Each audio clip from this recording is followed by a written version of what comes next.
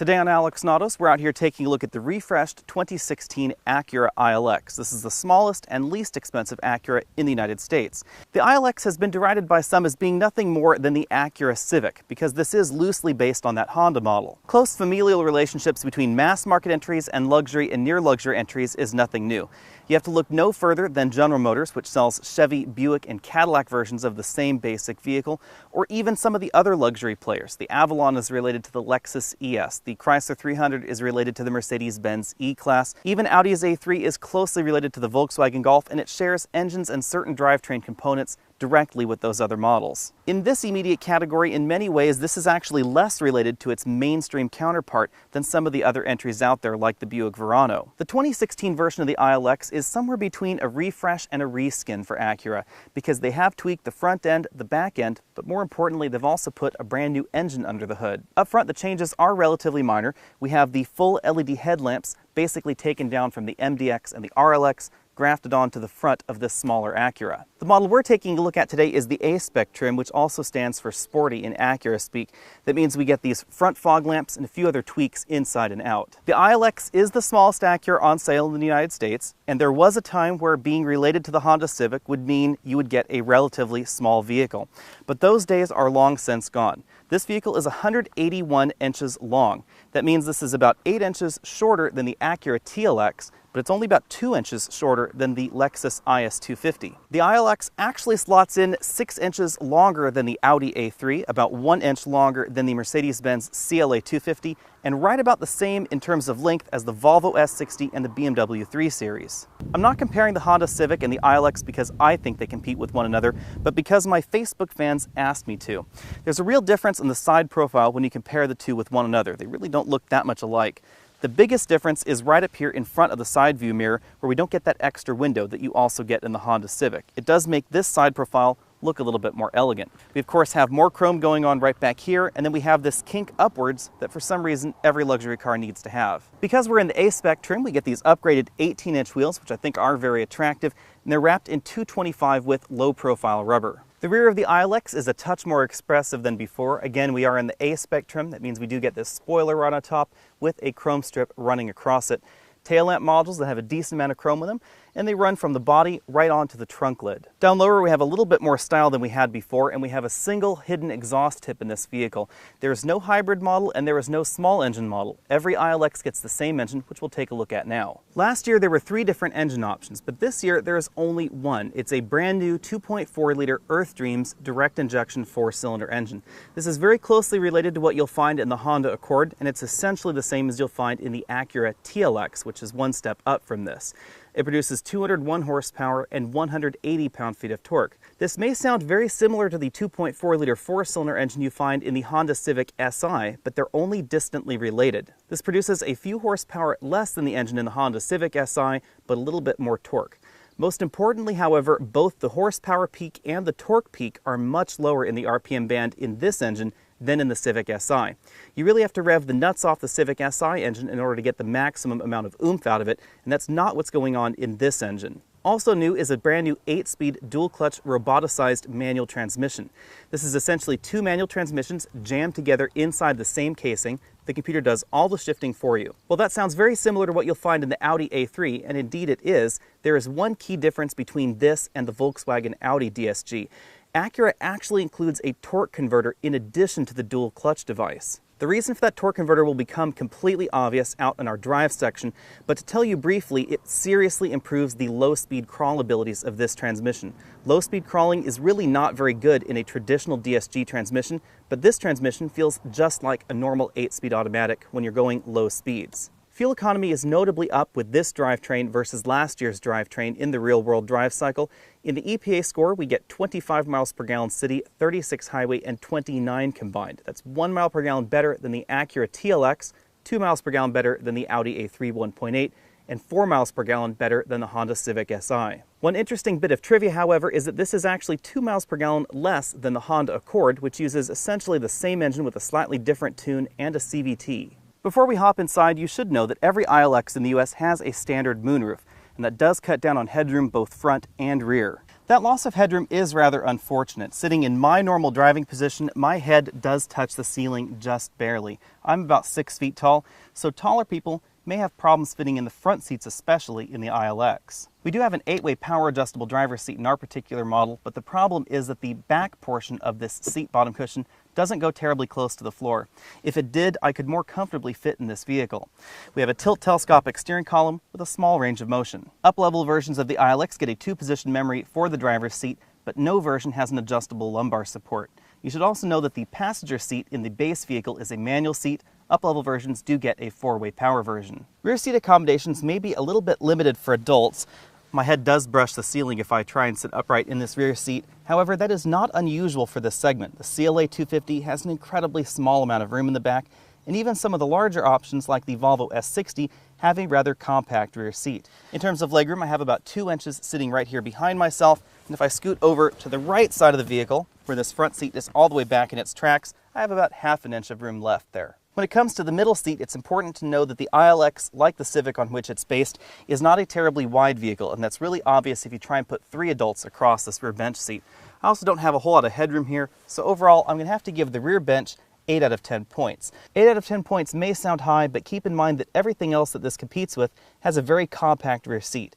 You will find more room, however, in the back of the BMW 320i and the Buick Verano. The rear seat back does fold. Unfortunately, it is a 100% folding rear seat back, and we don't have a pass-through. That's a lot less handy than the split 60-40 folding seat backs you'll find in the competition. When it comes to cargo capacity, the ILX has a trunk that is a little bit smaller than some of the other entries in this segment. The opening to the trunk, however, is large and very practical. Now, versus some of those entries out there, I cannot put a 24-inch roller bag in this position and still close the trunk lid on itself. However, I was able to put a decent variety of luggage in the back. You can really tell how compact this cargo area is when it comes to my exclusive Trunk Comfort Index.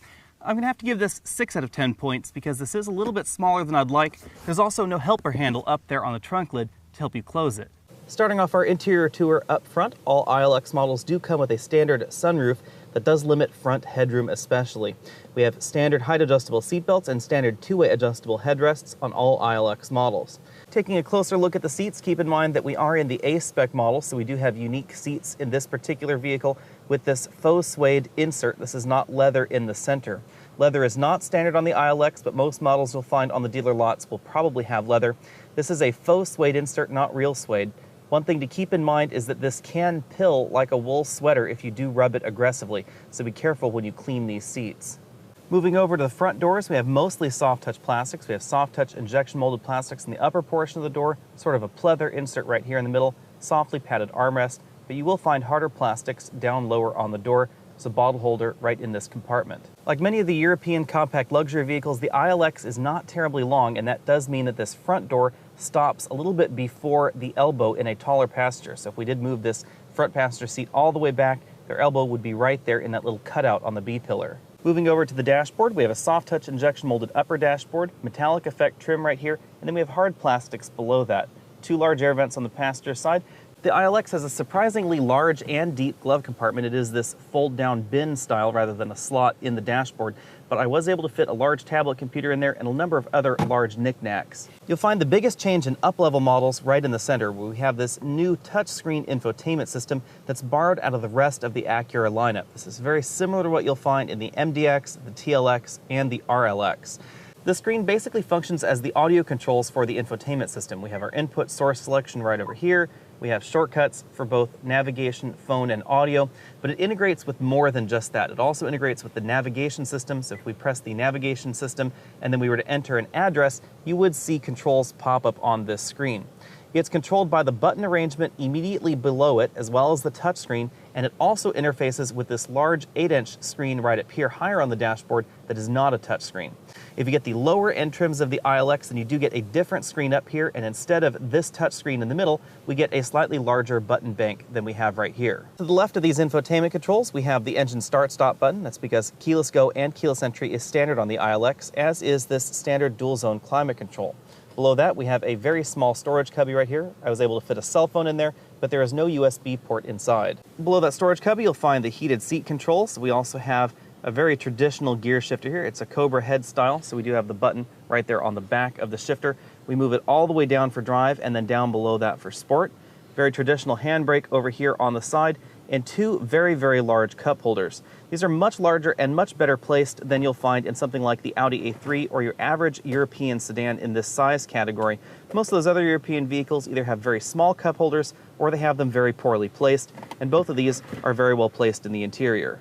Continuing back, we have a softly padded center armrest that opens up to reveal a very small storage cubby. This is also where you'll find the auxiliary input, the USB input, and a 12-volt power outlet. I have a wallet, a camera, and a few other knickknacks in there, but it's not as large as you'll find in some of the other vehicles out there. Over on the driver's side, we have a very similar instrument cluster to what you found in the 2015 Acura ILX. It's a 4-dial instrument cluster, tachometer and engine temperature right over here on the right, fuel gauge and speedometer right there on the left. The big change this year is that in the A-Spec model, we get these red lines here instead of white lines that make the other model a little bit upper class. And then we also have this full-color multi-information display right here in the center in most models of the ILX that you'll find on dealer lots. The multi-information display is controlled via these three buttons on the steering wheel. The display gives you your very typical trip computer information, for instance, average fuel right there, range, elapsed time, etc. You'll also notice the status of the lane keeping assistance system, as this vehicle now has that again on most models that you'll find on dealer lots, along with the radar cruise control display.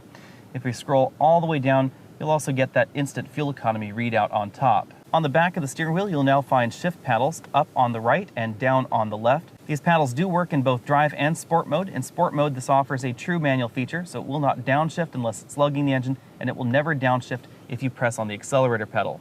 Moving out, we find this very attractive 3-spoke Acura steering wheel, very similar to what we had last year, except that we now have the radar cruise control buttons on this steering wheel, since that is found on most models. Radio controls on this side, volume up, down, track forward, backward, and a mode button, dedicated phone hang-up and pick-up buttons, also have a voice command button, same buttons I showed you earlier for that multi-information display, and then the cruise control buttons on this side. Zoomed out at this level, you can see the shift paddles easily on the back of the steering wheel, again up on the right and down on the left. Depending on the ILX version that you get, you may have Acura Link standard on the vehicle. This is sort of a telematic system, very much like General Motors OnStar. We have an assist button right there. That's if you need emergency services. The Link button is for the rest of the telematic services provided by this vehicle. The services are very similar to OnStar. We get airbag deployment notification, safety assistance, mapping, etc. Adding that torque converter to the dual-clutch transmission allows the Acura ILX to do something you cannot do in the Mercedes-Benz CLA 250 or the Audi A3 with Volkswagen Audi Group's DSG. Crawl slowly. That may sound boring, but it is a very big difference between this and the other vehicles. In every other vehicle out there with a dual-clutch transmission, the clutch is either engaged or it's not. There is a very small window where it can slip the clutch, but slipping the clutch is never as smooth as you'd like. Out on the road, I did shed one tiny little tear that the manual transmission is no longer available in the ILX, but it was only one tear, because if I had to choose an automatic transmission to replace it, I couldn't think of anything better than this new 8-speed DCT. That really is high praise, because I place this transmission in the same bucket as ZF's 6-speed and 8-speed automatic transmissions that you find in a wide variety of performance vehicles, from Jaguars and BMWs to even Chrysler's new Hellcat series performance vehicles. Not only are the shifts in this 8-speed automatic transmission incredibly fast, it also rev matches very nicely for you. The paddles, however, don't let you cue shifts in a way that I would like. That is a little bit of a downside. This 8-speed DCT has a serious impact on acceleration. This vehicle ran from 0 to 60 a full second faster than the last 2.4-liter ILX I tested with the 6-speed manual. That shouldn't really surprise you, because this combines all the best features of a manual transmission and an automatic transmission in one box. While I wasn't really surprised that acceleration would improve over the 2015 model, I was surprised how much faster this was than even the Buick Verano. This is considerably faster than the Buick Verano in base form and a little bit faster than the Verano Turbo. Keep in mind that the Verano Turbo has more torque and a much more advantageous torque and horsepower curve, but it has a traditional 6-speed automatic, and it's a little bit heavier. Therefore, I'm going to have to give this 9 out of 10 points when it comes to acceleration. The only vehicle even remotely in this category that's faster than this was the Mercedes-Benz CLA 250. Thanks to the light curb weight and the excellent 2-mode damper system that Acura has brought down into the ILX, I'm going to give handling 9 out of 10 as well. This vehicle only has 225 with tires, but it handles incredibly well because of the light curb weight. The suspension is also impeccably tuned. It never feels upset over broken pavement or rough pavement. It just goes exactly where you want to point it. The steering is a little bit numb, but the steering heft is just about right. Thanks again to that light curb weight ranging from 3,093 pounds to 3,137 pounds, I'm going to give braking 8 out of 10 points. Braking distances were very good in this vehicle. Unfortunately, fade resistance could be a hair better. You will definitely find better brakes in the performance versions of the Mercedes-Benz CLA 250, but again, that's really saying something that you're comparing this to a vehicle that's about $10,000 more expensive in order to get the better braking. I was a little bit concerned about the ride because these tires are 225 width but 40 series rubber, which means you don't get a whole lot of tire on that rim. I was concerned how that would affect the ride in this vehicle, but I'm actually going to give this 9 out of 10 points. It all comes down to the 2-mode damper system that Acura is using. In a nutshell, this is not an active damper. This actually is a traditional old damper, however it uses 2 valves, a small one and a large one. The small one soaks up small road imperfections, giving it a relatively smooth road over small ripples on the road. The large one helps take up potholes and that sort of thing to help keep it from jarring your teeth out on a really rough road. The ride in this actually reminds me an awful lot of Volvo's S60, which is a good balance between some of the harder entries in this segment and some of the entries that are a little bit too soft, like the base Verano. Although Acura hasn't specifically said that cabin noise has changed for the 2016 model year, I did notice this was a little bit quieter than the 2014 ILX I tested. We came in at 71 decibels, which is among the louder entries in this segment still, unfortunately, but it's about 3 decibels quieter than the last model. I'm going to have to give this 7 out of 10 points when it comes to cabin noise. If you're after the quietest, softest ride, that would definitely be the Verano. The Verano gets 10 out of 10 points in the base form when it comes to the ride. It also gets 10 out of 10 points when it comes to cabin noise. That cabin is incredibly quiet in modern Buicks. Even though I have been driving the ILX fairly hard out here on my favorite winding mountain roads, I've been fairly impressed with the fuel economy. I haven't been averaging the EPA number, but that probably has something to do with the way I've been driving it. I have, however, been averaging 27 miles per gallon average, which is exceptionally good. As I said before, this is not only faster than the Civic Si to 60, but it's also notably more fuel efficient. The 8-speed transmission obviously has a big impact on fuel economy in this vehicle. However, it's not as good as this engine with a CVT behind it, and you can really see that when you take a look at the Honda Accord, which is heavier, has almost the same engine under the hood, and gets better fuel economy than this. That said, however, getting the 29 miles per gallon that the EPA says you're going to get in this car is absolutely no problem as long as you treat it nicely. And that's much better than you're going to get in almost every other entry in this category. The only entry that really stands out as having better fuel economy than this is the Lexus CT200H, and it's incredibly slow. My complaint about the last generation ILX had nothing to do with the way the vehicle handled, so it should be no surprise that this car puts a big smile on my face. The transmission selections, the engine options, and the infotainment options are really my complaints about that last gen ILX, and all of that's been fixed this year. The CLA 250 handles better out on the road and it feels more connected to the driver, but it's not nearly as smooth as this dual-clutch automatic in this transmission. The 7-speed DCT that Mercedes puts in the CLA 250 really is a little rough around the edges, and that's not going on in the ILX. This is considerably smoother than the DCT that you find in that Mercedes-Benz, as well as the DSG you find in the Audi. Pricing is typically very simple for Acura models, and that continues with the ILX. There are basically 4 different versions of this vehicle. Things start out at $27,900 for the base version. Now that base version still gives you keyless go and 2-zone climate control, a Bluetooth phone interface, as well as a power driver's seat, but we don't have real leather in that cabin. Although this is more rule than exception these days, you should also know that the base version doesn't get a manual transmission. It also uses the same 8-speed automatic that you've been seeing in this video. The next trim up is the $29,200 Acura Watch package.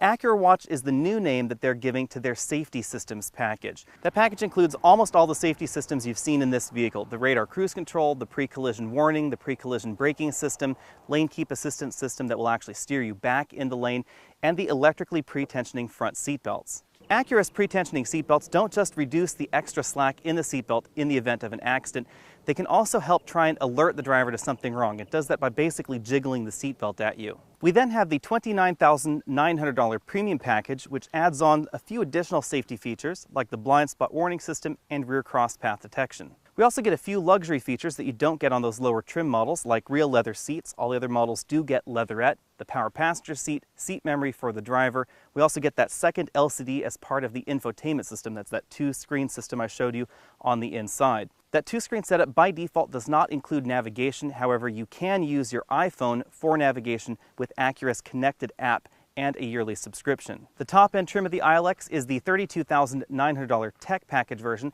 that gives you built-in navigation in that same screen we got in that last trim. We also get an up-level audio system with more speakers, subwoofer in the back, etc. The standard 2-zone climate control system gains a solar sensor as well as GPS integration, and we get that Acura Link telematics system. For $1,990, you can add the A-Spec package to either the Tech package or the Premium package version of the ILX. That will add the fog lights we're seeing right here, these 18-inch wheels in our particular model, aluminum pedals, faux suede inserts on the seats. We also get red gauges and a black headliner. After people have heard the pricing chart on the ILX, people tend to fall in two different camps. The first camp says, wow, that's a stellar deal, and the second camp says, gee, that's an awful lot to pay for a tarted-up Honda Civic. Now, if this was a tarted-up Honda Civic, then I would agree that it is an awful lot to pay. But at this point in the ILX, it's not. Versus the Honda Civic, we have a different interior, we actually have a different exterior as well, and we don't share anything under the hood with the Honda Civic at this point, even the Civic Si. However, that said, I do think that the ILX is an excellent upgrade to the Honda Civic because this actually isn't that much more expensive than a similarly configured Honda Civic, as close as you can actually similarly configure them, that is. This is only a few $1,000s more expensive. The reason for that is we have more features standard on this model than you find even available on a Honda Civic. We also have a better warranty and a better brand experience. The warranty is definitely worth something material, and the better brand experience is definitely worth something to some people. Versus the Honda Civic Si, we have an entirely different engine under the hood that's more efficient and also gets us to 60 faster. We have this very nicely done 8-speed automatic transmission, and we have handling that is very, very close to the Civic Si. The Si does handle a tiny bit better, but it really isn't that big of a difference. And even though that Civic Si handles better, this rides considerably better thanks to its tweaked suspension and the unique 2-mode dampers we get. And now we must tackle value. Buick's Verano, which is very much the same kind of vehicle as the ILX, is about $4,000 less expensive. However, the Verano currently has the same problem that the ILX used to have. Its top-level engine is great, but the base engine is a little bit lackluster. It may seem on the surface of things that the Buick's turbocharged 2-liter 4-cylinder engine should beat this 2.4-liter naturally aspirated engine to 60, but that's not actually true. This is slightly faster thanks to this excellent 8-speed automatic. Comparing like for like, that means that the $29,215 Verano is actually what competes with the $29,900 ILX. That difference is really small. You have to also keep in mind that the Verano doesn't have a standard moonroof, and that means this is actually a little bit less expensive adjusting for feature content. The handling in the ILX is also better than the Verano, even though you can get wider tires in that Buick, largely because this is lighter. Now, Buick still offers a manual transmission on that Buick Verano. The shift is a little bit rubbery and the clutch travel is a little bit long, but it offers a manual, and that's definitely something that I wish the ILX still offered.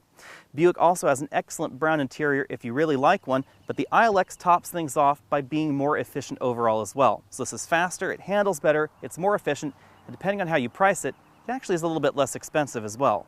Audi's A3 is a little bit tricky because it competes not just with this, but also in some ways with the Acura TLX based on price.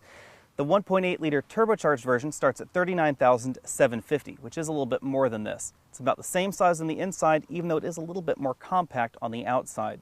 The interior is also a little bit more premium feeling than the ILX. It's really a little bit more on par with the Acura TLX. When you configure the ILX and the A3 comparably, it's going to cost you about $4,000 more to buy the Audi. The 1.8-liter turbocharged engine in that Audi is also a little bit slower to 60, and its 6-speed DSG has 2 less gears, and it's not as smooth as the one we find in this model. Lastly, Acura is in general more reliable and also costs a little bit less to insure, so that should be on your mind if you're buying a vehicle in this category. I don't think the 2015 ILX compared terribly well with the Lexus IS250, but this model is quite different.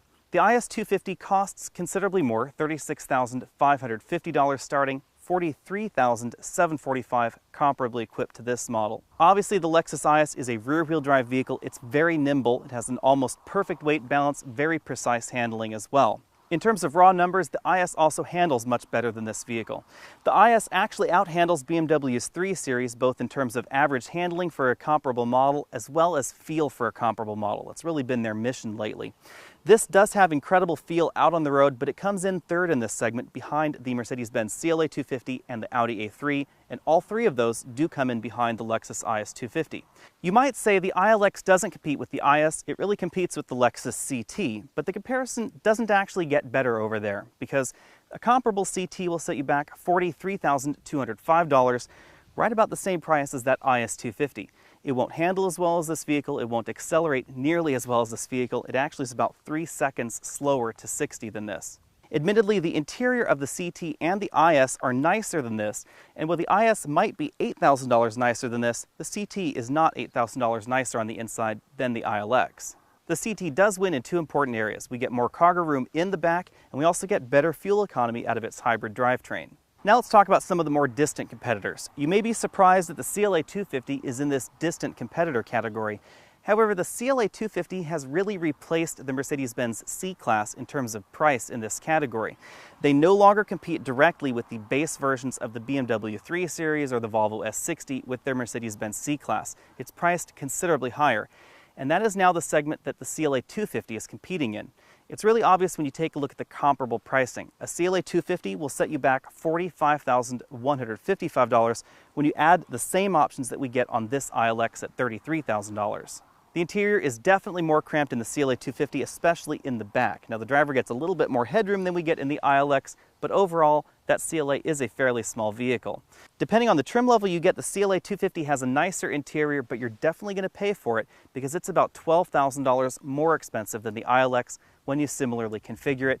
And the 7-speed dual-clutch transmission that Mercedes-Benz has in that vehicle comes across really as half-baked. I love the CLA 250, I love the way it drives, but that transmission almost drove me to tears. It's really jerky, especially in low-speed travel, and low-speed travel is where this dual-clutch transmission really excels. You'll find a similar sort of thing going on in BMW's starter sedan in the US, which is the 320i. The interior is a little bit bigger than this, we have a little bit better handling, a little bit better feel out on the road, but it's significantly more expensive, especially when you start adding options to the ILX. The ultimate question when comparing to that category of competition is, how much is the nicer interior and the better brand name worth to you? And if the answer isn't $8,000 to $12,000, then you do well to take a look at the ILX.